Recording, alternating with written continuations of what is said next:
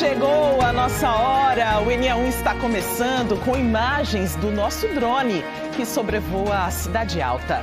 Lugar de muita história preservada, com casarões, muitas igrejas. Estamos bem em cima do mercado Eufrásio Barbosa. Essas belas imagens são para começar o seu NE1.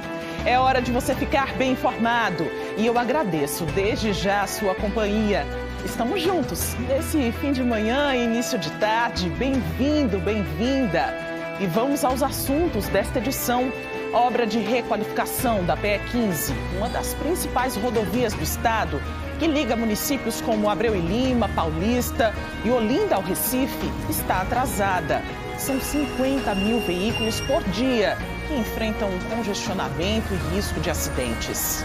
O Ministério Público do Estado denunciou um médico pelo crime de homicídio qualificado, depois da morte de uma mulher que foi submetida a uma harmonização de bumbum no Recife. Adriana Barros Lima Laurentino, de 46 anos, morreu em janeiro deste ano. Hoje completa 3 anos da tragédia que deixou 133 pessoas mortas no estado após as fortes chuvas de maio de 2022. Na comunidade Jardim Monte Verde, entre o Recife e Jaboatão dos Guararapes, 48 pessoas morreram em deslizamentos de barreiras. E em memória a essas vítimas, moradores se reuniram em Jaboatão.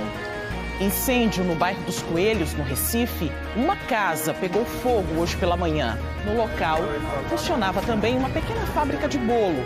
Tudo foi destruído pelas chamas. O NE1 vai falar também sobre os cuidados com as compras feitas com cartão de crédito. É importante ficar atento ao extrato, às cobranças, para não se dar mal. E hoje é o dia do hambúrguer. Virou paixão no Brasil. Pode ser tradicional, artesanal. O NE1 vai mostrar que é também oportunidade de emprego. E tem muito mais para você. É só ficar ligadinho com a gente até 1 da tarde. Agora são 11 horas e 48 minutos. A PE 15, uma das principais rodovias que cortam a região metropolitana, tem mais de 12 quilômetros de extensão e é caminho de 50 mil veículos todos os dias. Desde 2022, a rodovia passa por obras de requalificação. O trabalho deveria ser concluído em 2 anos, mas até agora nada. A gente chama a Camila Torres para conversar com a gente sobre este assunto. Ela percorreu a rodovia. Tem trecho da PE 15 onde a obra ainda nem chegou. Camila, bom dia para você. Oi, Maristela, bom dia para você, para quem nos acompanha. Essa obra na PE 15 inclui serviços dentro da pista e fora da pista também. Tem lugar que, mesmo passado o prazo, a calçada nem começou a ser feita ainda. Esse é um exemplo. Tem lugar onde a calçada já foi feita, mas, por exemplo, ó, está inacabada. Esse trecho aqui onde eu estou, perto da passarela, a gente consegue ver as pedras fora do lugar ainda. A PE 15, que neste momento a gente vê o trânsito um pouco lento, mas é porque tem um sinal aqui perto, mas durante todo o dia tem muita movimentação na PE 15 e tem muito engarrafamento, pessoal. O asfalto, sim, ele já foi feito, já foi refeito, melhor dizendo.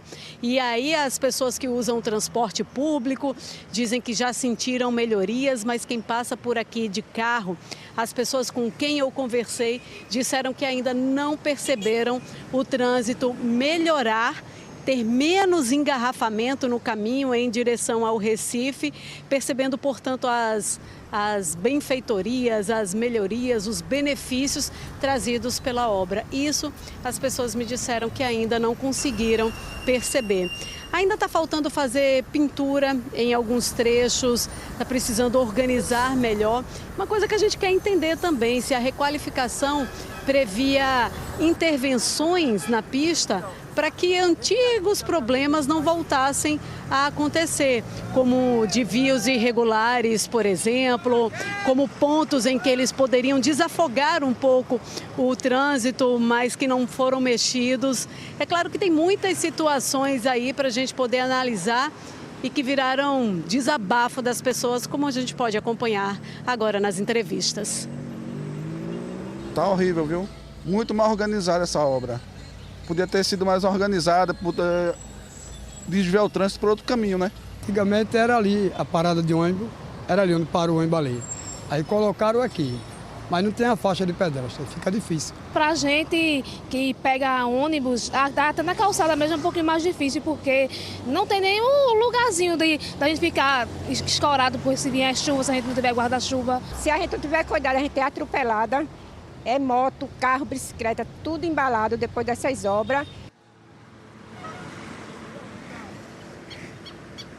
Veja, eu conversei com ciclistas, com pedestres, com passageiros de ônibus, com motoristas de carros também, para poder fazer a reportagem que a gente vai assistir ainda hoje nesta edição do ENE1. E aqui ao vivo eu também vou conversar com um representante do DR, o Departamento de Estradas de Rodagem, que é responsável por essa obra, para a gente entender agora qual que é o novo prazo e quais são de fato os serviços que as pessoas podem esperar com a conclusão da obra e os benefícios que ela deve trazer, né, Maristela?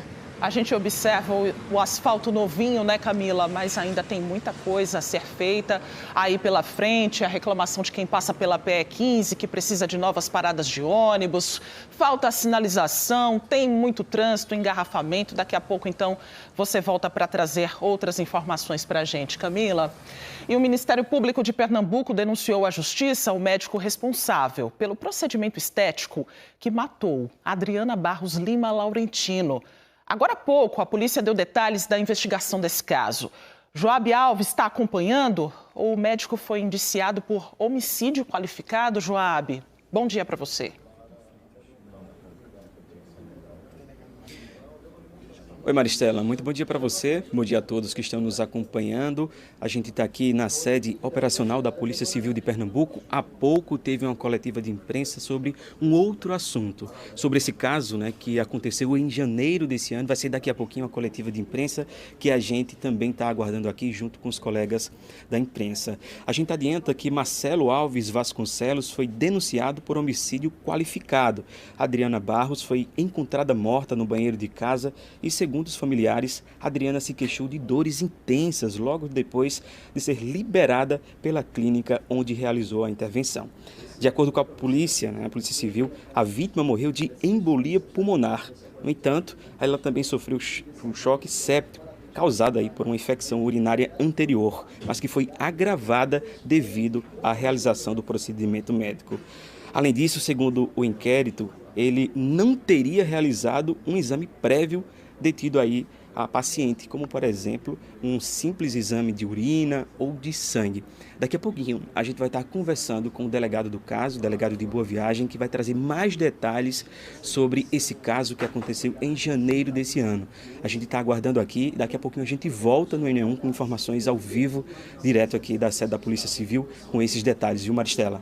Tem essa movimentação da imprensa por aí, daqui a pouco a entrevista coletiva vai começar e Joabe Alves já está pronto no local para trazer todas as informações ao vivo para a gente deste caso que repercutiu bastante.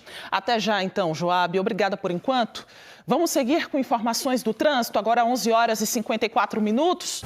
Temos imagens ao vivo para você da Avenida Recife, no bairro de Areias. Os motoristas estão sentindo cidade universitária, uma movimentação já bem intensa do trânsito para este horário. Estamos nos aproximando aí do meio-dia, do fim da manhã. Muitas pessoas vão saindo do trabalho para buscar o filho na escola, seguindo para os compromissos da hora do almoço para resolver alguma pendência também para depois retornar ao trabalho.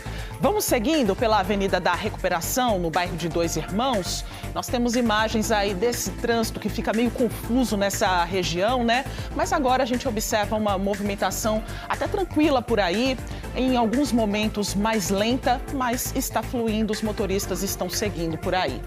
A gente vai agora para a Avenida Agamenon Magalhães, ali no Derby. Você observa também a movimentação do trânsito aqui junto comigo. A gente circula pelas principais ruas e avenidas da região metropolitana.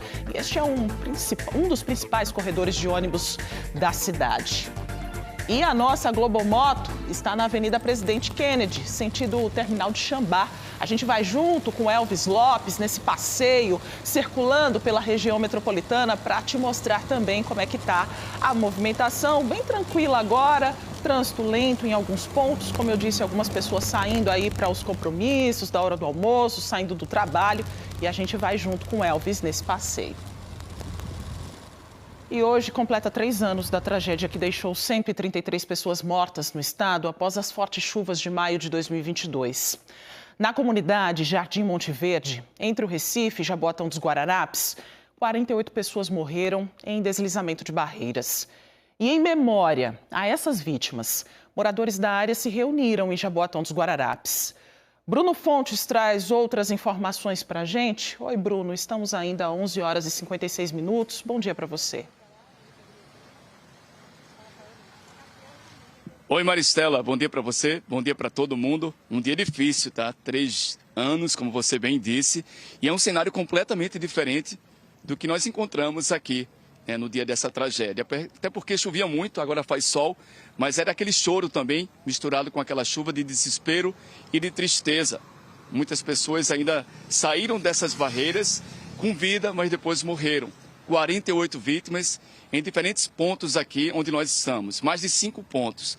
Um dos fatores, de acordo com esses moradores, é também o fato dessa localização geográfica daqui de Jardim Monte Verde. Vocês estão vendo aqui esse canal, exatamente com essas bandeiras, são 48, representa cada morador que perdeu a sua vida.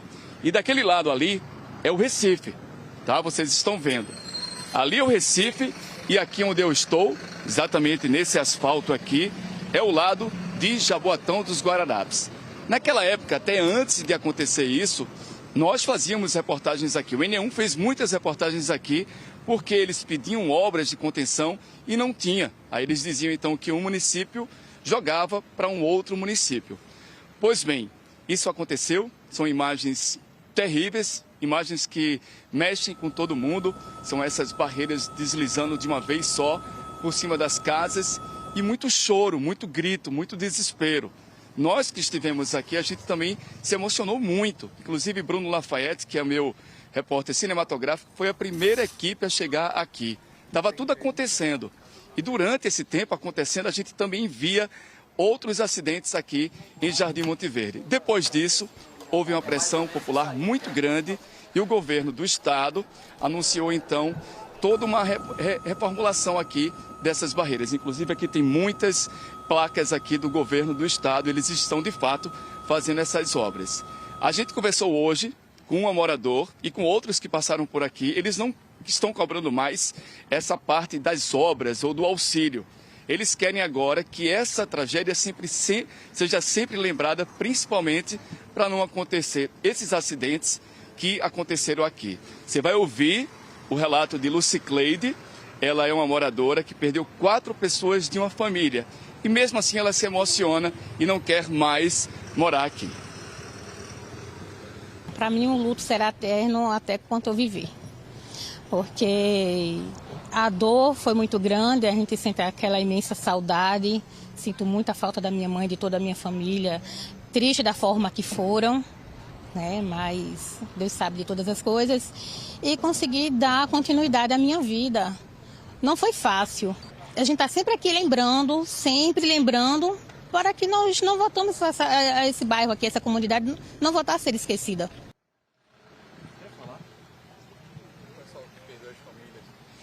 Pois é, vocês estão vendo então, né, ouviram esse relato de Lucicleide, é triste. Estamos aqui também com outras pessoas que ainda passam por aqui, conversam com alguns parentes, com algumas vítimas, eles sempre relembram exatamente o que está acontecendo. Isso aconteceu de manhã cedo, no início do dia, quando eles fizeram então a colocação desses cartazes, e agora, quando eles voltam então e veem o N1 aqui falando, eles falam então que perderam parentes, filhos, irmãos, avós, e aí é difícil mesmo acontecer, assim, não esquecer isso. Vou tentar mostrar com Bruno Lafayette, inclusive algumas placas que agora são colocadas. Tem aqui da SEAB, a Companhia Estadual de Habitação e Obras, que diz aqui o programa Morar Bem, Reforma no Lar, que eles pegam aquelas casas que estão bastante em situação de vulnerabilidade e eles reformam, e tem essa toda, olha, essa daqui, por exemplo, é mudança para todo lado. Um valor aqui, de 6.133.000 para fazer então isso, a implantação de tecnologia, captação, armazenamento e tratamento de água da chuva. Então tem uma série, tem muitas reformas acontecendo aqui, muitas construções, muitas obras, para exatamente não deixar que essa área de risco, que é bem crítica, que isso aconteça. Tudo bom? Como é seu nome? Jaqueline. Jaqueline, boa tarde. Boa tarde. Você também, desculpa, vocês estão chegando agora. Vocês tiveram também parentes que perderam aqui? Eu perdi 5 pessoas da minha família. Perdi meu primo, a esposa dele grávida de 3 meses, o filho de 2 e o outro de 14 anos. Eu lembro que eu conversei com você. Sim. Ainda fica essa sensação de tristeza, né? E hoje, né, mais no dia de hoje, tem toda a lembrança do que aconteceu, né? 48 vidas importam sim. Pode passar 3, 4, 5, 6 anos e... Nunca vai ser a mesma coisa, a gente é um vazio, né? A gente está com um buraco, uma lacuna, a gente está com a metade do coração. As obras estão acontecendo? Sim. Recife, essa obra. Jaboatão também está fazendo e o governo do estado está fazendo, mas precisa melhorar, né? Fazendo eles estão, mas assim, tem que melhorar. Por quê? A gente está aqui numa área de risco, onde está todo mundo na barreira ainda. Na minha casa mesmo, há 3 meses atrás pediram para mim sair. Vou para onde? Não me deram auxílio moradia. Na época da tragédia, eu passei 2 meses e meio na igreja do pastor Cleito Colles, o deputado estadual, e da missionária Michele Colles, e tive que voltar, porque eles não me deram nada. Não tive auxílio ao AME, não tive auxílio moradia, que um auxílio de R$300 não dá nem para pagar um aluguel. Não é verdade? Eu lembro muito bem da sua dor, não é brincadeira não. A gente vai acompanhar isso e eu vou também trazer essa informação que você estava falando. Principalmente, muito obrigado, Jaqueline, viu? Conte conosco. Que aqui tem uma igreja Capunga, Geração dos Moradores, aqui seguindo. E à noite, às 7 da noite, vai acontecer um culto ecumênico com todas essas pessoas, então, que quiserem participar, de lembrar disso, de pedir oração e também que não aconteça isso em nenhum outro lugar aqui de Pernambuco. Eu volto com você, Maristela. Na camiseta da Jaqueline tem escrito: ninguém escolhe morar em área de risco, né, Bruno? É uma tristeza, é o luto de todos nós. Isso não pode, de fato, ser esquecido. Não vai ser esquecido o que aconteceu.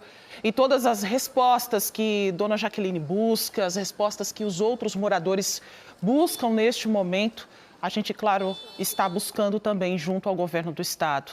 Muito obrigada, Bruno, por essas informações. A seguir, a gente traz informações sobre um incêndio no bairro dos Coelhos. Uma casa onde funcionava uma pequena fábrica de bolo pegou fogo. As chamas destruíram máquinas e produtos que estavam no local. Você vai ver também quais os cuidados para evitar cair em golpes no cartão de crédito. E ainda hoje é dia do hambúrguer. Para muita gente, um lanche. Para outros, uma refeição completa. Não importa. É paixão de muitos brasileiros e ainda gera renda. Depois do intervalo, a gente mostra mais para você. Agora, 12:04. Até já.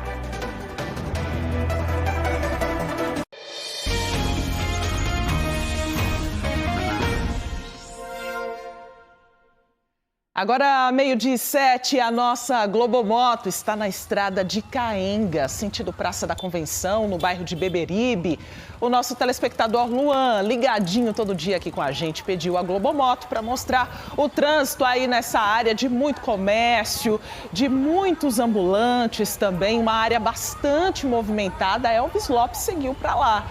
Olha, Luan, diz que tem momentos aí, Luan contou pra gente que tem momentos do dia que muitos caminhões estão descarregando mercadoria em trechos da avenida, entre Olinda e Recife, que atrapalham bastante aí o trânsito, e a gente observa esses caminhões passando aí na região mesmo.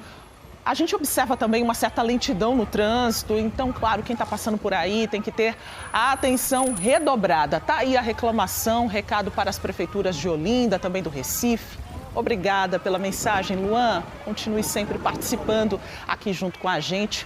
QR Code na nossa tela para você. Você também quer observar algum ponto do nosso trânsito na região metropolitana? Manda para a gente que Elvis Lopes está na rua para mostrar para você. E a gente segue agora para o bairro do Recife. É para te contar que tem cursos de graça na Casa Zero, na Rua do Bom Jesus. E tem várias áreas, viu? Informática básica, design de sobrancelhas, recepcionista. Vem para cá comigo. Natália Dielu tem outras informações para a gente. Quem pode se inscrever, hein, Natália? Boa tarde. Boa tarde, Maristela. Boa tarde a todos.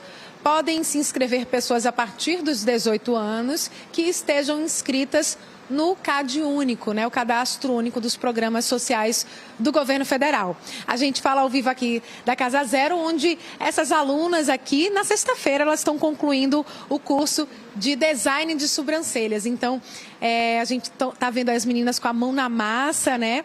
Inclusive, as próprias alunas são as modelos também, né? Deixa eu falar aqui com elas rapidinho. Qual é o seu nome? Meu nome é Emily, boa tarde. Oi, Emily, me conta, é a sua primeira experiência com design de sobrancelhas? Primeiro contato, como é que está sendo o curso? Sim, a minha primeira experiência com design de sobrancelhas, está sendo ótima a oportunidade aqui na Casa Zero. Você pretende seguir na área? O curso está terminando sexta-feira, né? Sim, pretendo empreender. Já comprei materiais para começar a empreender assim que o curso terminar, já com o certificado em mãos. Você também fez o curso, né? Está fazendo? Gostou? Está gostando? Sim, estou amando. Não é meu primeiro curso, mas esse, sem dúvidas, foi o melhor. Qual é seu nome? Eduarda. Eduarda, você viu aí as meninas contando um pouco da experiência delas. A professora, que é Marília Carvalho, né? Explica pra gente um pouquinho, Marília, o que é que as meninas aprendem, né? Quem quer fazer o curso, não somente mulheres, mas homens também, o que é que aprendem por aqui? Aqui a gente aprende a como fazer um mapeamento, né, que seja adequado de acordo com o formato do rosto. A gente aprende a limpar, né, tirar os pelos, a usar a navalha, a usar a rena, né, a cor adequada também, de acordo com o pelo. A gente também aprende a usar o paquímetro, o pincel.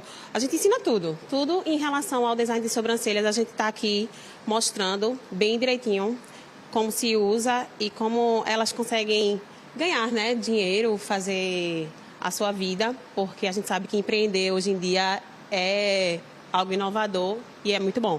Então, e elas saem prontas para trabalhar? Sim, saem daqui prontas, porque elas aprendem muitas coisas assim, como a gente faz também o spa das sobrancelhas, né, que a gente usa argila, usa esfoliante, e isso tudo faz com que elas tenham mais vontade de aprender, né, não só sobrancelhas, mas também a depilação, né, com cera também a gente também trabalhou. Muito obrigada. Esse é apenas um dos cursos, né, que são oferecidos aqui na Casa Zero. A Bárbara Cabral, que é gestora aqui da Casa Zero, vai falar um pouquinho para a gente, primeiro, como é que funciona essa inscrição, né? O legal é que, especificamente nesse curso de design, as meninas já saem com o kit aqui, né, para ajudar elas nesse início, né, de trabalho. Isso mesmo, Natália. Todo mundo que chega aqui na Casa Zero para participar dos cursos recebe kits, né? Além de todo o conteúdo que é robusto para realmente as pessoas ou ingressarem no mercado de trabalho ou começarem a empreender. E me conta, como é que faz para se inscrever? A inscrição é super fácil. Através do Instagram da Casa Zero, que é @nacasazero, as pessoas encontram o link de inscrição e também pessoalmente, né? Então pode vir aqui na sede, conhecer o nosso espaço, que fica na Rua do Bom Jesus. Qual é a duração desse curso de design de sobrancelhas? Os cursos que a gente vai começar na próxima semana vão durar todo o mês de junho. Então, a ideia é que as pessoas possam se inscrever tanto no curso de informática, quanto de design de sobrancelha ou de recepcionista. No caso, você estava me dizendo que esse curso ele tem duração de 20 dias, né? Isso, exatamente. Começa no dia 2 e termina no dia 27. E aí, esse está terminando sexta, já vai abrir outro? Isso. Na próxima semana e nos outros meses também vão ter outras oportunidades que as pessoas podem ficar de olho no nosso Instagram. E você estava me falando que os requisitos são bem simples, né? Precisa estar cadastrado no CAD Único. Quais são os documentos que a pessoa precisa apresentar ali naquele momento do cadastro? Então, o cadastro é bem simples. Então, RG, CPF, algumas informações básicas ali para a gente conhecer, né, quem está chegando aqui no espaço. Mas é super prático, é super rápido ali. Em 5 minutos você já pode ter a oportunidade de transformar a sua vida. Então, tem curso também para recepcionista, né? Informática. Isso, exatamente. Para desenvolver algumas habilidades, né? Às vezes as pessoas precisam ali de habilidades comportamentais que são importantes para o mercado de trabalho. Então, o curso de recepcionista trabalha tudo isso. não tem uma quantidade, né, de vagas, porque você estava dizendo que vocês estão sempre abrindo os cursos. Então, quem se inscrever, de repente não conseguir uma vaga agora no curso de design de sobrancelhas, pode ficar ali num cadastro, reserva? Isso, fica ali no nosso banco e o nosso time sempre fica entrando em contato com as pessoas interessadas. Então, uma excelente oportunidade, né, para quem quer aprender um pouco mais, mudar de área, empreender. Muito obrigada, viu, Bruna Cabral? Boa tarde para você, Maristela. Oportunidade para ingressar no mercado de trabalho, né, Natália? Bom demais. O NE1 fala agora de saúde. A vacina da gripe está disponível para as pessoas com mais de 6 meses de idade. Bruno Fontes traz informações para a gente. Ele continua em Jaboatão. Como é que está a procura pela vacina aí, hein, Bruno? Oi, Maristela. Agora a gente traz esse assunto, né? Falamos um pouco de habitação, do que aconteceu nesse bairro, né, no passado. E agora eu venho também para um assunto que também é muito importante, também previne sintomas gravíssimos que podem também levar à morte, que é essa gripe, a influenza. E a gente sabe, principalmente para os mais velhos, os idosos, as crianças, essa imunidade é mais fraquinha e aí a pessoa é muito melhor quando toma a vacina aí, porque fica mais protegida. É uma prevenção. Luiz Carlos Júnior, ele é enfermeiro daqui e é o responsável técnico também por essa parte de vacinação. Muito obrigado por estar aqui com a gente. Por que ainda as pessoas não despertaram que precisam tomar, que a busca ainda está sendo baixa por essa vacina, que é de graça, né? Uma boa tarde para o senhor. Boa tarde, Marcelo. Eu creio que seja a questão das fake news, né? Da desinformação sobre vacinação, porque vacinação ela é prevenção, então a gente precisa ter essa consciência de intensificar a vacinação para a gente prevenir contra qualquer agravo ou futuros agravos, não é isso? Quando você percebe, porque aqui vocês também recebem muitas pessoas doentes, crianças, idosos, eles teriam sido acometidos ou estão sendo acometidos dessa variação, dessa gripe, porque todo ano, né, tem essa cepa mais diferente, mais forte. Poderia ser evitada essa doença? Pode sim evitar o agravo, certo? Porque, como a gente sabe, a influenza, todo ano, a cepa ela vai modificando. A gripe, o vírus da gripe está em constante modificação. Por isso, a necessidade da vacinação anual, porque todo ano tem uma cepa diferenciada, por isso a necessidade, principalmente nos grupos de risco, que a gente chama de grupo de risco, que são as crianças de 0 até menor de 6 anos, gestantes e idosos. E qual o público que vem mais com esse problema, então, da influenza ou da gripe? Que vem para cá, que procura. Para tomar a vacina? Para tomar, mas também antes que vem doente. Que não tomou. Já apresenta sintomatologia ou que está um longo tempo sem se vacinar, são os nossos idosos. Bora mostrar então aqui que tu separasse. É um idoso que está aqui. Vai lá, Bruninho, passa aí. Olha, tem vacina, não paga nada, não tem gente aqui esperando. Deixa eu ver aqui. Deixa eu ver se eu encontro esse idoso. Quem é? Essa senhora. Ela é muito nova. Tudo bom? Como é o nome da senhora? Alzira Mendes de Souza. Já recebeu? Vai tomar agora? Vou tomar agora. Estava com medo de vir antes ou quando ficou sabendo já veio? Todo ano eu tomo.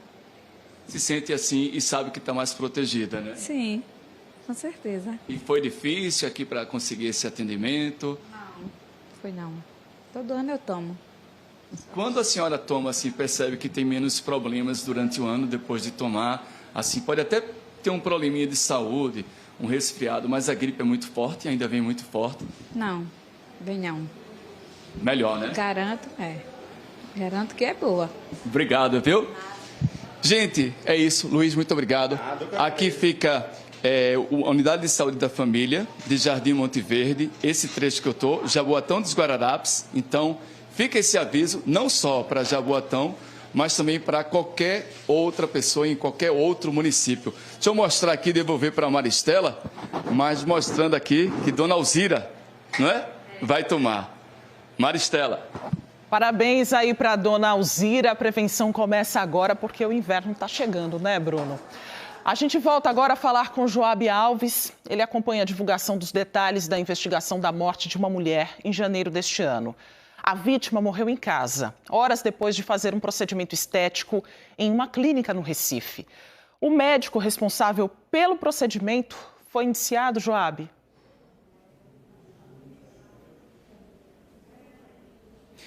Oi, Maristela, aqui ao meu lado está o delegado Mário Melo, que vai trazer mais informações para a gente. Ele que é delegado titular de Boa Viagem. Seja muito bem-vindo. Obrigado por aceitar nosso convite. O senhor está seguindo aqui para a coletiva de imprensa, mas eu queria que o senhor adiantasse o que é que vocês descobriram no inquérito, nessas investigações da Polícia Civil, desse caso que aconteceu em janeiro aqui no Recife. Isso, a gente deu início às investigações em janeiro. A morte de uma jovem, né, que tinha sido encontrada morta pelos familiares após ter se submetido a um procedimento estético, que é denominado harmonização glútea, bioplastia dos glúteos. Tá? Então, demos início às investigações e compilamos, né, através de um vasto elemento probatório, o dolo eventual desse profissional. Né? A causa mortis dela se decorreu... teve como decorrência embolia pulmonar, tá certo? Infecção generalizada também. Então a gente comprovou através de um vasto elemento que o profissional ele tinha previsão do resultado morte e ele foi indiferente ao resultado morte, o que enquadra ele no homicídio doloso. Doutor, esse profissional ele tinha registro aqui para atuar aqui em Pernambuco?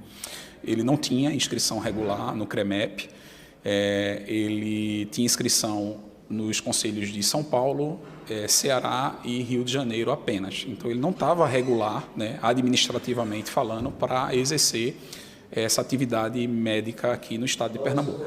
Com as informações da Polícia Civil, a gente também viu algumas informações, né, que chamam bastante atenção, doutor, em relação aos exames. Ele chegou a fazer algum tipo de algum exame na mulher, de urina, de sangue ou algo do tipo? Olha, não, a gente não identificou nenhum tipo de precaução quanto a isso, né? Toda a comunicação dela se deu em 26 de dezembro, né, através de posts de internet. Então, após isso, é feita uma comunicação com atendentes, com assessores. Então, ela não tem nenhum contato prévio com o profissional. O único e estrito contato é apenas no dia do procedimento. Não se pede para fazer um exame, a gente não identificou isso. Ele até disse que ela apresentou, né, o exame, mas ele tenta dizer que isso não era tão necessário, né, ele tenta diminuir essa importância, o que contradiz, tá certo, com o laudo tanatoscópico e com o parecer dos conselhos de dermatologia e do CREMEP. Doutor, no depoimento dele, ele fala se sabia dos riscos que ela teria ao fazer esse procedimento? No depoimento, ele tenta diminuir esses riscos, né? Ele diz que isso é algo não tão relevante, né? Quando indagado o porquê, né, se essa substância ela não tem, né, essa potencialidade de causar morte, ele diz que há uma guerra de narrativa, né? Ele diz que a indústria dos temporários, tá, tenta, de certa forma, macular esse tipo de substância. Então, é uma guerra de narrativa, né? Ele alega. Ele tinha passagem pela polícia? A gente identificou que ele já foi preso e condenado em 2014 por estar envolvido numa grande organização criminosa que exercia venda ilegal em cursos de medicina em Minas Gerais e no Rio de Janeiro. Então, a Polícia Civil de Minas Gerais o indiciou à época, ele chegou a ser preso temporariamente, depois ele chegou a ser condenado em primeira e segunda instância. E o que é que aconteceu? Por conta do tempo, houve a extinção da punibilidade por conta da prescrição intercorrente. Doutor, acho que é uma dúvida que muita gente quer saber em casa. O que é que vai acontecer agora com esse homem? A gente indiciou ele pelos crimes de homicídio e exercício ilegal da medicina. O Ministério Público concordou com os nossos argumentos, né, identificou que havia um homicídio doloso, né, então ofereceu denúncia e agora ele vai responder diante da vara do júri, né, como um crime doloso contra a vida, né, e em ele sendo pronunciado, cabe aos cidadãos de Pernambuco decidir a sorte dele. Muito obrigado pela participação, Mário Melo, delegado titular de Boa Viagem. Eu volto com você no estúdio, Maristela. Inquérito concluído. Muito obrigada pelas informações, Joabe. Agora você vê imagens que mostram a PE 15. A gente subiu o drone aí, Nido Machado mostrando para a gente essa rodovia tão importante, né? Você percebe que há vários trechos ainda em obras, apesar do asfalto novinho, né? Esse trabalho de requalificação da PE 15 começou em 2022 com uma duração inicial de 2 anos. O prazo de entrega foi estendido para o mês passado, mas ainda tem muito a ser feito, viu? É mais transtorno para os motoristas. Veja na reportagem de Otton Veiga e Camila Torres.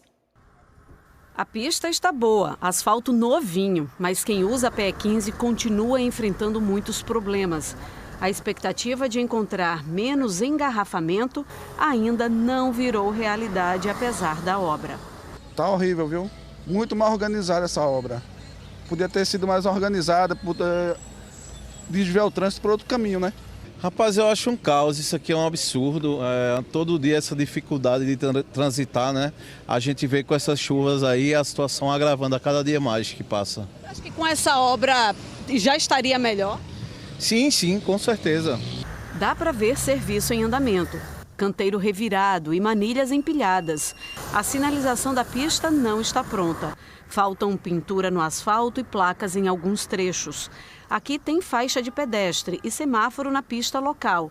Mas quem atravessa a pé precisa parar no meio porque não tem sinal em uma das faixas. Ficou só o suporte no alto. Neste outro ponto, entre os dois viadutos de Ouro Preto, em Olinda, nem faixa tem, logo onde ficam as paradas de ônibus e os passageiros precisam passar. Antigamente era ali, a parada de ônibus, era ali onde parou o ônibus ali. Aí colocaram aqui, mas não tem a faixa de pedestre, fica difícil.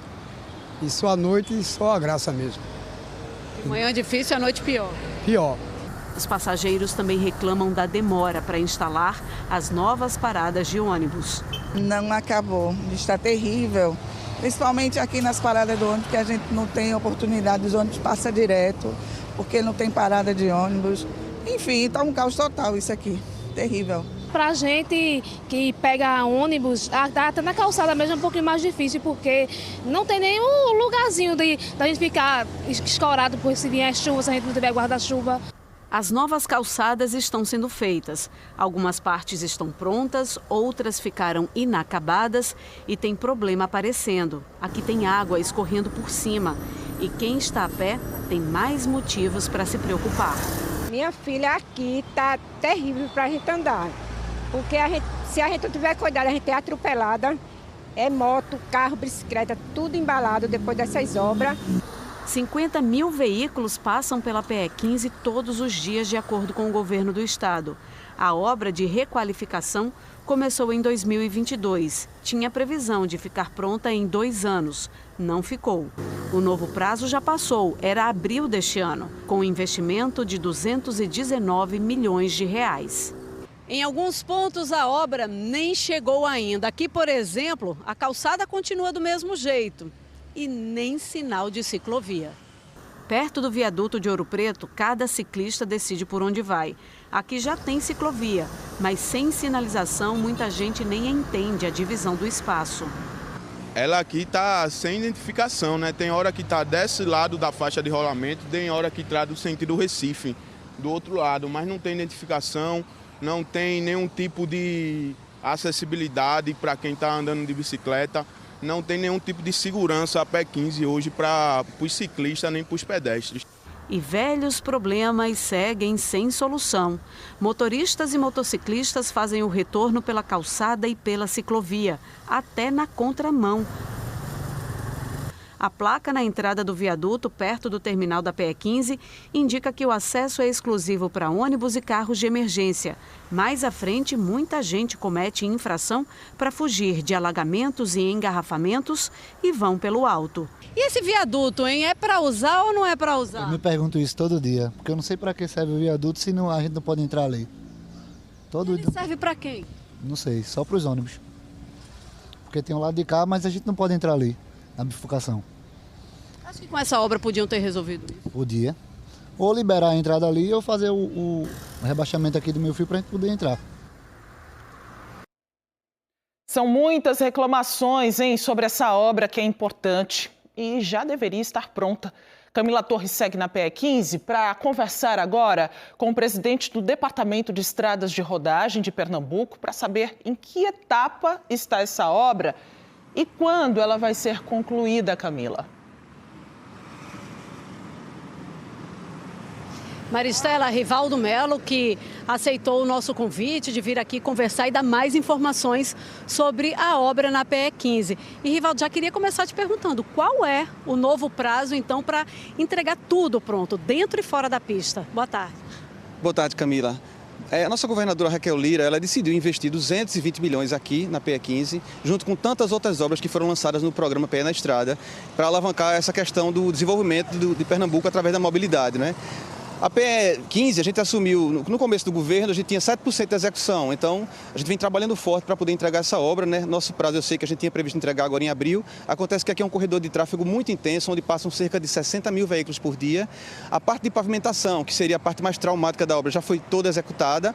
A gente está agora nessa parte de urbanização, alguns dispositivos de drenagem, a parte de sinalização, iluminação. Então, são serviços pequenos que dão muito trabalho. A gente está, por exemplo, agora nessa parte aqui de passeios, são blocos intertravados que precisam ser executados manualmente. A gente está com 8 equipes hoje fazendo esse trabalho e a nossa expectativa, nosso cronograma, na verdade, considerando inclusive essas chuvas, é que a gente consiga encerrar essa obra e entregá-la 100% concluída em setembro, no mês próximo. Então, setembro, toda a obra dentro e fora da pista entregue. Deixa eu até pedir para você explicar para a gente, que quando a gente ouviu falar da requalificação da PE15, Rivaldo, a gente imaginou que fossem ser feitas intervenções para melhorar o trânsito. Aqui, por exemplo, onde a gente está, é bem do lado do viaduto, um viaduto que é questionado pelas pessoas, que é pouco usado, né? Poucos ônibus e poucos carros de emergência passam pelo viaduto, enquanto muitos motoristas querem sair do engarrafamento e até mesmo do alagamento que se forma nesse ponto em dia de chuva. E a gente acabou de ver agora um caminhão entrando e um carro entrando irregularmente, mais um carro entrando irregularmente nesse viaduto.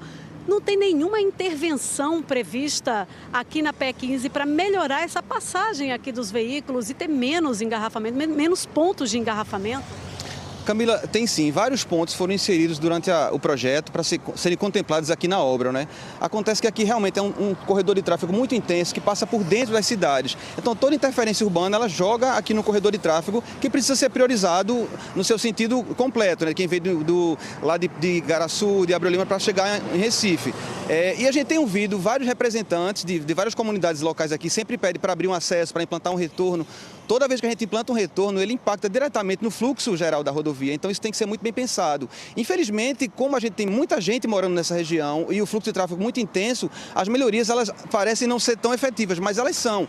Inclusive na parte de sinal, os sinais de trânsito aqui estão sendo, a gente está implantando dispositivos automáticos que melhoram o fluxo de tráfego, eles podem de forma autônoma fazer a leitura da quantidade de veículos que está passando aqui e otimizar o ciclo dos semáforos. Então são ações que elas melhoram. A gente sabe que o crescimento da população, o crescimento do tráfego, ele necessitaria de uma via muito mais ampla, mas é impossível se fazer isso. Então a gente trabalha com engenharia para dar a melhor solução possível dentro das possibilidades da rodovia. Mas aqui no viaduto vai continuar assim?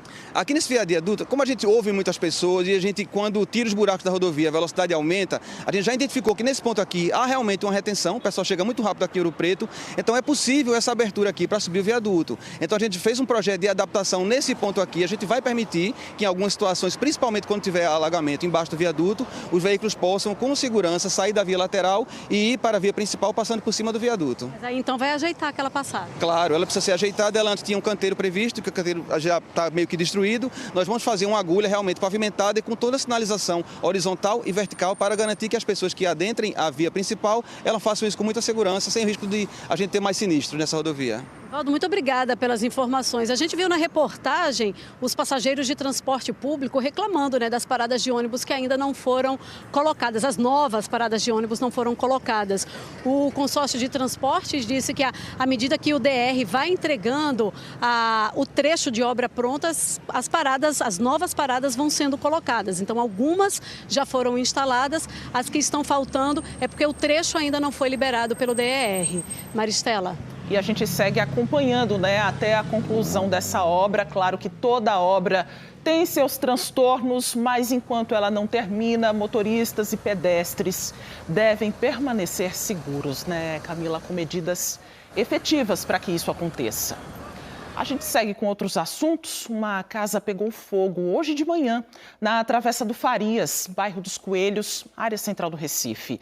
O fogo começou no andar de baixo e atingiu uma pequena fábrica de bolos e doces, que ficava no andar superior, de acordo com uma funcionária. Havia gente trabalhando no local na hora do incêndio, mas ninguém se feriu. O fogo destruiu equipamentos e produtos do ateliê. O Corpo de Bombeiros foi acionado por volta das 9 da manhã. 3 viaturas foram ao local. As equipes já concluíram o rescaldo.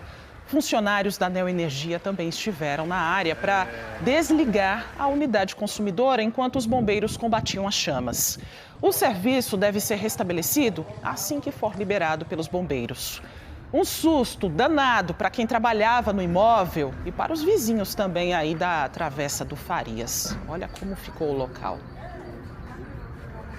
O cartão de crédito é uma forma de pagamento bem comum, né? Muita gente utiliza ele, especialmente quando as contas apertam mais.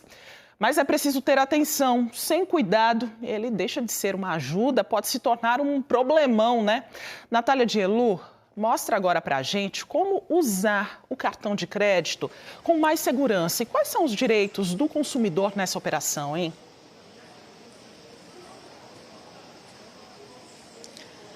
Cartão de crédito, né, Maristela, tem muito assunto que os consumidores ficam em dúvida. Quando a gente fala em renegociação de dívidas, muitas pessoas não conseguem, às vezes, pagar o valor total da fatura e aí elas recorrem a esse parcelamento. A gente está aqui ao lado de Anacleto Salustiano Mendes, que é advogado especialista em direito do consumidor. Vai explicar para a gente, doutor, primeiro, uma situação como essa, né, que eu preciso renegociar o meu cartão. Como é que funciona? Em que momento eu percebo que aquele juro pode estar sendo abusivo? Boa tarde, Natália. Boa tarde, Maristela. Tudo bom? Então, o ideal é você analisar a sua fatura, verificar, de fato, o valor da sua dívida, onde o cartão ele oferece, quando o consumidor não tem o valor total da fatura, oferece um valor mínimo para pagamento, ou o Banco Central ele permite que haja um reparcelamento daquela dívida. Mas é importante salientar que deve haver 2 requisitos para o reparcelamento: o conhecimento do consumidor da multa, dos juros, e o consentimento. Deve haver o consentimento do consumidor. E é importante frisar que o valor dos juros e da multa nunca pode ser superior ao valor da dívida. Onde, por exemplo, o consumidor tem uma dívida de R$100, o valor dos juros e da multa deve se limitar àquele valor da dívida. No caso, seriam R$200. Nossa, é bem curioso falar isso mesmo, né? Porque só pode chegar a esse valor, né? E a gente também, quando fala de golpe, né? Na internet a gente vê, isso acontece bastante. As pessoas, às vezes, cadastram o cartão ali em sites de compras. Como é que o consumidor pode se proteger de um golpe? De maneira geral também, no uso do cartão de crédito. O ideal, inicialmente, quando o consumidor verifica que houve alguma fraude no cartão, algum golpe, alguma compra indevida, é comunicar à operadora do cartão de crédito, buscar a orientação lá, fazer a contestação junto à operadora.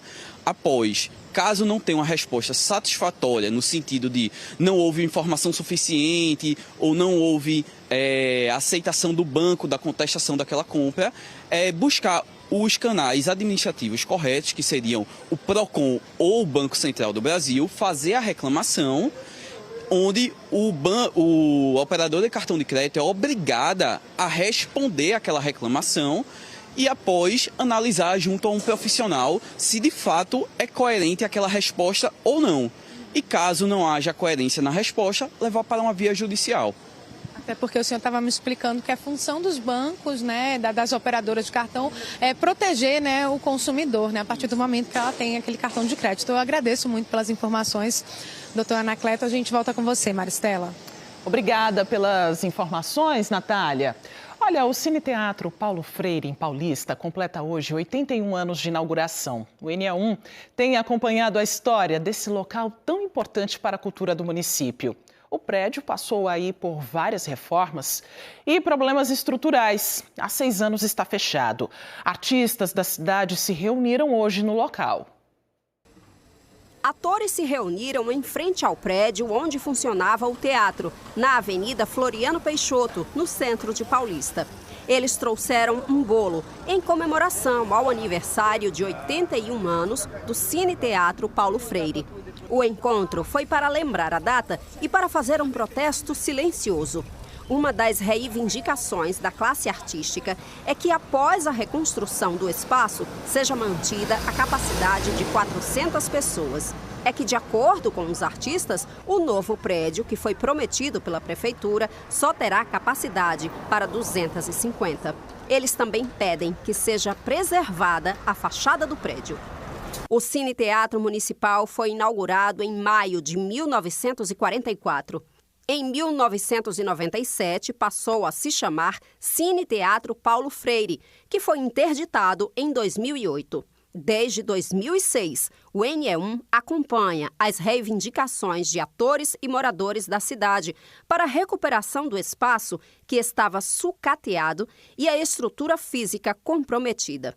Salas e banheiros estavam sem manutenção, ar-condicionados sem funcionar, paredes rachadas e várias infiltrações. O forro de madeira do teto tinha risco de desabar. Fizemos muitas reportagens aqui.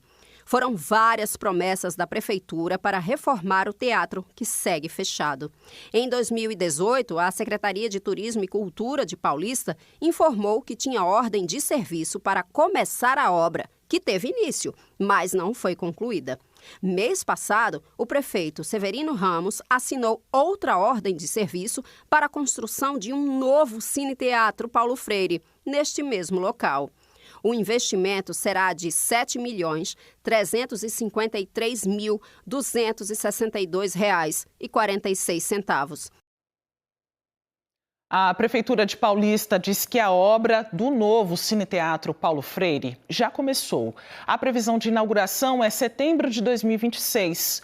Sobre a redução do número de poltronas, a Secretaria de Infraestrutura do município diz que a redução é em virtude da necessidade de adequação às normas de segurança e acessibilidade. Sobre a fachada do imóvel, a secretaria disse que a antiga estrutura não seguia nenhum estilo arquitetônico reconhecido, tratando-se apenas de uma parede simples, sem identidade visual. E que a Fundação do Patrimônio Histórico e Artístico de Pernambuco, a Fundarp, já se manifestou reconhecendo que a edificação não é tombada, nem possui interesse de preservação como patrimônio arquitetônico. A gente volta agora a falar sobre a comunidade Jardim Monte Verde. Bruno Fontes está com um representante do governo do estado que chegou ao local agora. Bruno. Maristela, eu estou com o secretário executivo de Desenvolvimento Urbano do governo do estado de Pernambuco, que é o Francisco Sena. Ele estava assistindo a gente, o NE1, nós mostramos então também os moradores falando. E, claro, a gente vai trazer também essa resposta do governo do estado em relação às obras que estão acontecendo aqui nesta área. Secretário, muito obrigado. A gente está aqui conosco. Nesse momento, quais as obras que vocês estão conseguindo fazer ainda de encostas, de proteção dessas barreiras? Boa tarde. Boa tarde, Bruno. Boa tarde, telespectadores. Aqui em Monte Verde, a gente está em curso a maior obra de contenção de encostas do Brasil. Uma obra que supera os 58 milhões de reais, que está urbanizando e contendo as encostas em 3 grandes áreas aqui, que foram, infelizmente, em 2022, objeto daqueles deslizamentos de terra. Então a gente está focando inicialmente nessas obras de contenção de encostas. Até setembro desse ano a gente finaliza as encostas e tem uma parte grande de urbanização a ser feita aqui, pavimentação, drenagem, construção de equipamentos públicos, de maneira a dar uma nova cara ao Jardim Monte Verde. O senhor também estava falando que umas já foram feitas. Essas outras que estão sendo construídas agora, elas ficam em que área? São 3 grandes áreas, né? Chapada do Araripe, Alto da Parnaioca e Alto Santa Isabel. Essas 3 áreas, elas têm uma extensão de mais de 1,5 km linear de encostas, né? De 30 a 50 metros de altura. Eram todas encostas de risco altíssimo, né? Risco de deslizamento altíssimo, que a gente, se Deus quiser, vai conseguir finalizar e vai conseguir contê-las e dar segurança a quem vive em Monte Verde. Qual o plano, a previsão, então, do governo do estado para concluir totalmente tudo? Essas obras de contenção de encostas a gente finaliza ainda esse ano. Já estamos com 62% de avanço, mas ainda em 2025 a gente finaliza essas obras. Quantas pessoas, secretário, vão ser protegidas, vão estar protegidas diretamente, vamos dizer assim, beneficiadas por causa da construção, então, desse muros de arrimo, obras de pavimentação, drenagem e principalmente também nessas barreiras? Veja, contando todas essas intervenções, para além da contenção de encostas, a gente tem mais de 2.000 famílias beneficiadas diretamente e mais de 5.000 indiretamente, porque você urbaniza toda essa área e acaba beneficiando todo o entorno aqui de Jardim Monte Verde e Alto dos Carneiros. Setembro, então? Setembro a gente finaliza as encostas, as barreiras. Dezembro a gente finaliza a obra com as urbanizações. E fica para 2026 a reforma no lar, nas casas, e o sistema de abastecimento de água que a gente finaliza ainda em 2026. Então, cada data dessa eu já vou agora chamar o senhor para a gente mostrar, então, esses resultados junto com os moradores. Setembro, dezembro e depois janeiro. São 3 conclusões. São 3 conclusões. O governo Raquel Lira começa e termina a obra e a gente assina o calendário que vai entregar assim em Jardim Montevideo. Agradeço, senhor, a sua participação. Maristela. Os prazos estão anotados por aqui, né, Bruno? A gente segue acompanhando. Hoje é o Dia Mundial do Brincar, um direito de toda criança, determinado pelo Estatuto da Criança e do Adolescente. Ajuda aí no desenvolvimento, promove bem-estar, criatividade e estimula o aprendizado. Em Paulista, a data foi marcada por uma audiência pública que reforçou a importância do brincar dentro e fora da sala de aula. Representantes de movimentos sociais e do poder público de Paulista participaram da audiência que aconteceu na Semana Mundial do Brincar, evento promovido anualmente pela Aliança pela Infância. A ideia é resgatar a importância da brincadeira e promover isso para crianças e adolescentes. Quando a gente pensa uma cidade, quando a gente pensa uma rua, quando a gente pensa uma casa, pensa no adulto, não pensa na criança. Então aqui estamos forjando essa condição de olhar para a criança e garantir tempo e espaço para que elas brinquem. Desde o dia 22 de maio, o município de Paulista passou a vigorar a Lei 5.446, proposta pelo vereador Eudes Farias, do MDB. A lei institui a realização de atividades lúdicas, educativas e culturais em espaços públicos e escolares, campanhas sobre a importância do brincar e o debate público a respeito das políticas voltadas à infância. Já encaminhei a lei ao secretário de Educação para que as escolas se adaptem, para que eles tenham a possibilidade de passar para a gerência de educação da criança infantil, se adapte e fomentar da melhor forma possível. O gerente pedagógico da Secretaria de Educação de Paulista explicou por que brincar é um direito, inclusive dentro das escolas. Dentro da escola, dentro da educação, dentro das práticas curriculares e das práticas de sala de aula, o brincar, ele é um eixo fundamental para que as crianças aprendam, interajam, socializem, não é? E a gente tem buscado, nas formações continuadas dos professores, das professoras, garantir, né, a brincadeira como esse eixo que estrutura toda a prática de sala de aula. A brincadeira com intencionalidade, a brincadeira com um fim pedagógico muito bem planejado e muito bem conduzido pelas professoras e professores. Essa lei vem para preencher o arcabouço jurídico do município. Então, nos dá ferramentas para correr atrás de melhores políticas públicas e que o brincar vire uma política pública intersetorial, que todas as políticas possam se comunicar para, assim, de fato, fazer com que a criança tenha essa felicidade, essa alegria através do brincar. Olhe, para quem está começando no mercado de trabalho, uma boa dica é conversar sempre com um profissional experiente na área.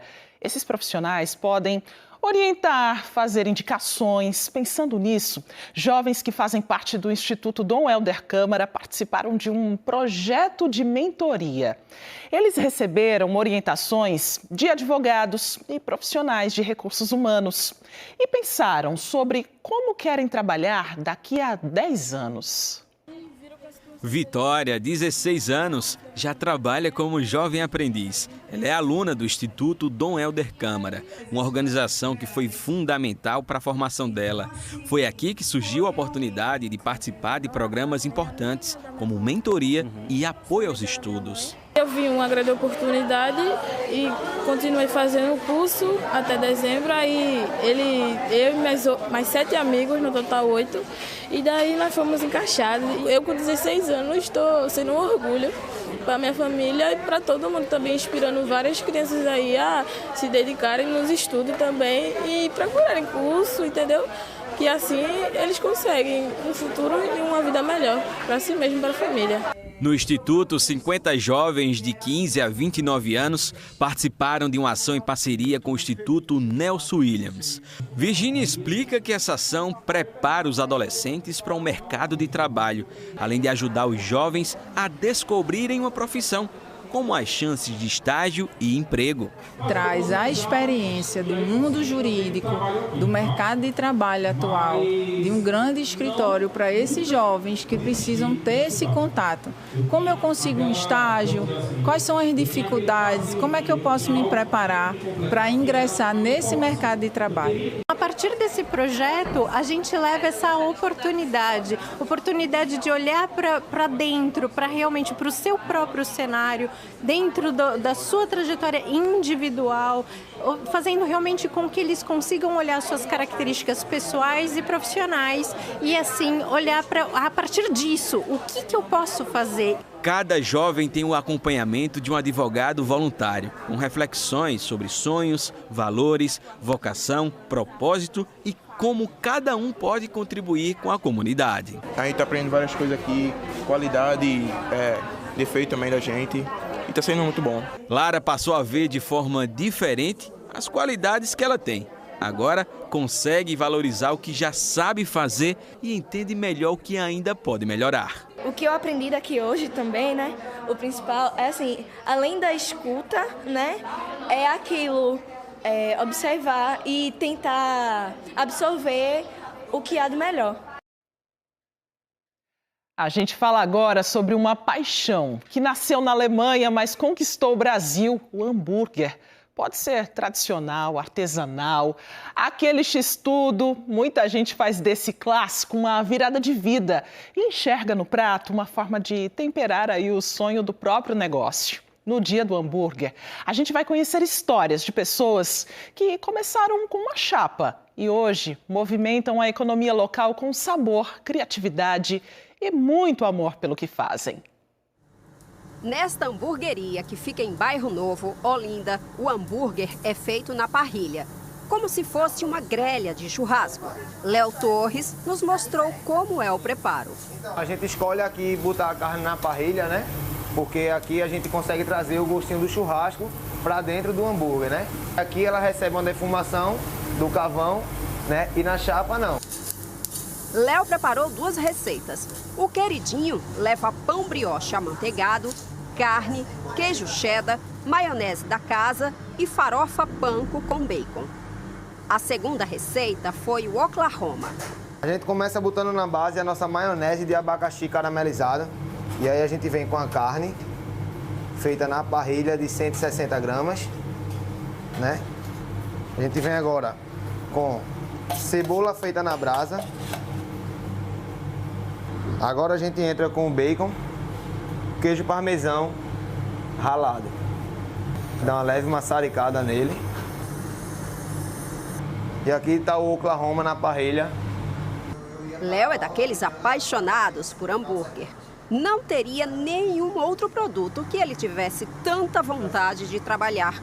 Começou a vender de forma improvisada, na Praia do Janga, em Paulista. Comecei no churrasco, né? Minha paixão por carne foi cada vez aumentando, carne na parrilha, né? E aí eu fui treinando, jogando, brincando com os blends, né? Que é uma mistura de carne, isso aqui é chamado de blend, é uma mistura de carnes. E aí eu comecei a levar para os amigos, familiares, alguns eventos que eu fazia, e a galera fez, velho, você tem que abrir uma hamburgueria, que esse foi o melhor hambúrguer que eu já comi na vida. A gente começou na Orla do Janga, né? Bem simples mesmo, com uma parrilhazinha pequena, 2 mesas de montagem, e lá a gente fazia acontecer. Esta outra hamburgueria fica no bairro do Parnamirim, zona norte do Recife. Aqui eles assam a carne na chapa. Seria aquele formato mais tradicional? Essa carne que a gente faz é uma carne prensada, certo, na chapa. Então é uma carne que ela fica mais sequinha, mas mesmo assim ainda consegue manter uma certa umidade dentro da carne. Mas a gente cria uma crosta que faz que você sinta aquele sabor, daquele gostinho de chapa, bem tradicional, bem old school. Este é o conhecido hambúrguer 2 andares. Um hambúrguer baseado num desenho animado dos anos 90. A gente gosta muito desse lado de nostalgia. E a gente terminou fazendo ele com... Embaixo a gente coloca um tomate confit, certo? Que é um tomate temperado com manjericão, alho. Depois a carne desmexe, prensada na chapa. Um disco de catupiry, né, frito na fritadeira. Mais uma carne também prensada. Depois calabresa bem fritinha, bem crocante. E para terminar, uma maionese de manjericão. De acordo com alguns estudiosos, o hambúrguer surgiu na cidade de Hamburgo, na Alemanha, e partiu para os Estados Unidos junto com a imigração holandesa, onde se popularizou. O hambúrguer se espalhou por vários países, inclusive o Brasil. Hoje, 28 de maio, é comemorado o Dia do Hambúrguer em todo o mundo. Eu acho que tem que ser valorizado, porque é uma comida muito boa. E como tem dia para tudo, tem dia para qualquer tipo de comida, qualquer tipo de pessoa, qualquer tipo de evento, por que não, né, um dia do hambúrguer? Polly é uma das sócias deste espaço. Ela é arquiteta e há 8 anos se entregou aos prazeres e ao desafio de ter uma hamburgueria. Contou que esse mercado só aumenta e que cada comerciante contribui para fortalecer o segmento. Tem que trabalhar com os médicos, com carne alta, tem gente que é só delivery, tem gente que diversifica com outros públicos, faz evento. Então, o caminho que a gente tomou aqui foi justamente esse, de diversificar. Então, a gente, além do hambúrguer, a gente faz outras coisas aqui na casa também, como festa infantil, hambúrguer pet. Então, dentro do universo do hambúrguer, a gente foi diversificando ao longo dos anos. Éden gosta e é um estudioso sobre esta carne tão apetitosa. Criou o festival Burger Town, que reúne 43 estabelecimentos do Recife, de Jaboatão, de Olinda e de Paulista. Diz o quanto isso valoriza quem comercializa e quem consome o produto. O resultado que a gente viu foi isso mesmo, receitas muito estabelecidas de gastronomia, da alta gastronomia, coisas assim que a gente normalmente não vê nas hamburguerias e que este período festivo que o festival proporcionou foi a desculpa perfeita para apresentar essas variações ao público. Diogo e a mulher Luana também são comerciantes e fãs de hambúrguer. Sempre que podem, experimentam receitas inovadoras. Falou pra gente que seja qual for o tipo, ele é mesmo um queridinho. Cada hamburgueria tem seu ambiente, sua climatização e seu tempero. Então, para mim, escolher uma hamburgueria tem a ver com isso, a unidade. Consumidor come quando? Acho que 2 vezes por semana, se deixar 3, no mínimo, né? No mínimo, por baixo, né? Contar de dieta. Que delícia, hein? Bem na hora do almoço, 12h55. Quem ficou com vontade, levanta a mão aí. O Festival Burger Town Fest reúne 57 restaurantes e vai até o próximo domingo. Você confere a lista e endereço dos participantes. É só apontar a câmera do seu celular para esse QR Code que está aparecendo aqui na sua tela. Pode aproveitar e escolher onde você vai aproveitar o Dia do Hambúrguer. Nos destaques do Jornal Hoje, você vai ver uma operação da Polícia Federal para combater o crime organizado. Oi, Kovalik. Olá, daqui a pouco no Jornal Hoje a gente vai mostrar que nesta quarta houve várias operações policiais pelo país para combater o crime organizado. Mais de 200 policiais federais cumpriram mandados em 4 estados, atrás da quadrilha que fez aquele assalto a um aeroporto em Caxias do Sul, no Rio Grande do Sul, no ano passado. Lembra desse caso? Em Mato Grosso, o alvo foi uma quadrilha especializada em execuções com envolvimento em venda de sentenças, segundo a investigação. Os criminosos tinham até tabela de preços para monitorar autoridades. Os valores mais altos eram para senadores, ministros e integrantes do judiciário. E olha o que a polícia descobriu no Paraná. Um grupo é suspeito de misturar areia com cargas de soja e fertilizantes para exportação. O prejuízo pode chegar a 15 milhões de reais. E hoje, na previsão do tempo, atenção total ao frio que avança pelo país. Quer saber como fica a sua cidade? Então se liga no Jornal Hoje, já já a gente se encontra. Uma exposição em cartaz no Museu do Homem do Nordeste, no Recife, dá visibilidade à produção artística de mulheres com deficiência. Lá Vem Elas reúne ilustrações, textos e vídeos. E a gente mostra agora uma reportagem sobre o trabalho dessas artistas. Do silêncio surge a arte. Na tela, Kilma Coutinho traduz um universo inteiro. Ela é artista visual e o fato de ser surda nunca foi um obstáculo para a criação. Nós entrevistamos Kilma com a ajuda da intérprete de Libras, Júlia Dias. Com 13 anos de idade, o meu pai me levou até um curso de pintura e eu comecei a desenvolver isso através de outras perspectivas e eu não conseguia me comunicar muito bem, acabei abandonando o curso.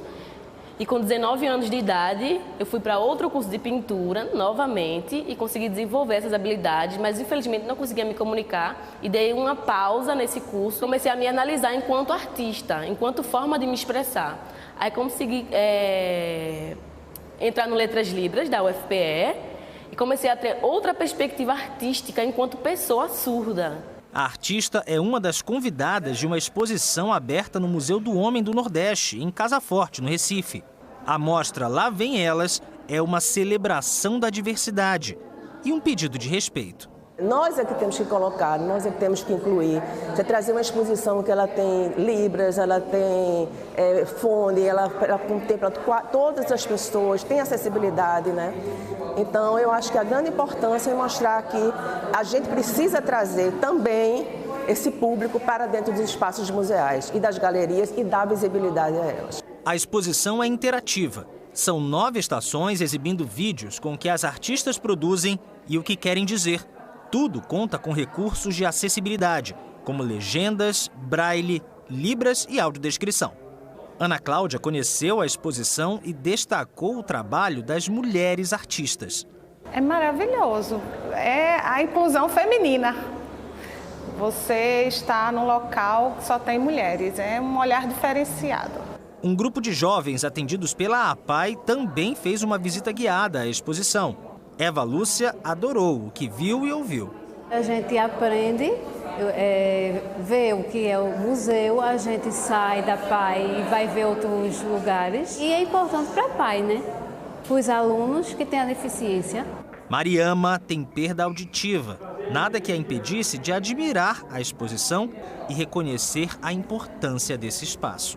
Infelizmente, nós somos invisibilizados, né, na sociedade, na arte, seja em qualquer mercado de trabalho, né?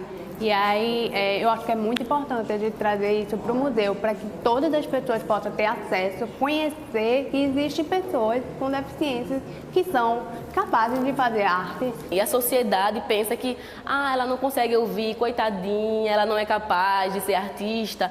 Não é isso que acontece de fato. A exposição é de graça e continua em cartaz até o dia 1º de junho, no Museu do Homem do Nordeste, no bairro de Casa Forte, no Recife. A exposição Lá Vem Elas funciona de terça a sexta-feira, das 8h30 da manhã até as 5 da tarde. Já no fim de semana, o horário é de 1 da tarde até as 5. E o NE1 volta amanhã. Você pode rever e compartilhar as reportagens a qualquer hora no Globoplay. Uma ótima tarde para você. Fique agora com o Globo Esporte.